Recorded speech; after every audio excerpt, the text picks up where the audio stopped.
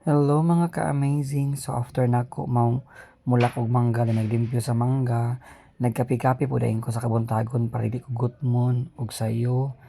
And then samtang nagkape ko naglingkod ko dinhi sa pantawan sa balkon.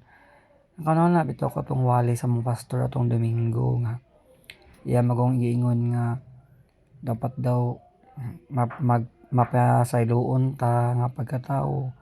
Dapat daw higugmaon na to atong mga kaaway. Ana bitaw so ko na lisuran no saan man na Lord no. Gugmaon nimo mga kaaway na kay kasuko. Ang ato biyang tawhanon nga kanang pamatasan nila bigid siya malikayan.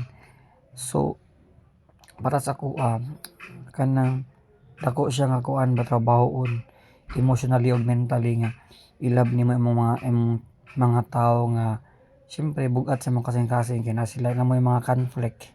Ana bitaw din. Una po ko sa akong mga kontra.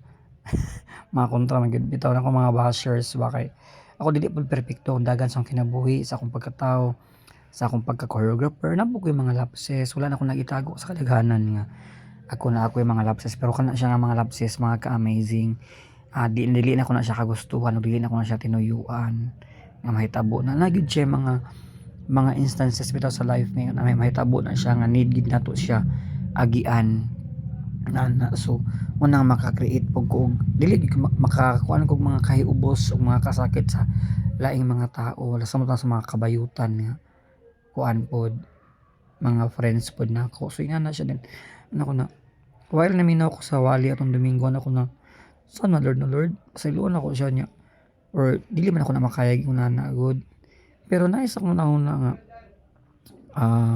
siyempre nangalagad ko to sa Ginoo no natay mga katunan sa atong pagsimba sa kadugay nga panahon as a born again. Ato yun ang atong matibang-timbang atong ma-realize nga dapat gid siya. Pero lagi ko lang kabug-aton magpabilin bitaw nga ay murag lahi ra gid siya. So siya pero ang sa ko ang pong side kay dili ko hilig nga mo reach out sa mga tao nga akong naka nakaaway or nakahubusan. Ako kay magulat lang ko sa panahon. Ingana ako ang style. Magulat ko sa panahon nga mahilan especially sa ako nga side dili ko dali maulian. Basta na ko'y kahiubos o kasuko kay magdugay pa gid na siya. Then pero mabot ang panahon mawala ra. Ana lang samot na kanang dili pa ako dili pugoy labtan dili pa nako makita lang nga tao nana lang. Then napay siya giingon sa sa wali katong Domingo na love your neighbors daw ako na ako bang lo sa una ang mga silingan may mga silingan ng mga marites kayo. May labtonan kasi kinabuhi pod nako sa mong pamilya no. Love your neighbors ako. Di sura pay gugmaon nga libak-libakon bi sa una sa mong silingan uban pod ay. Napad mga silingan dili pod okay ug batasan niya love nako. Sige i-love na lang.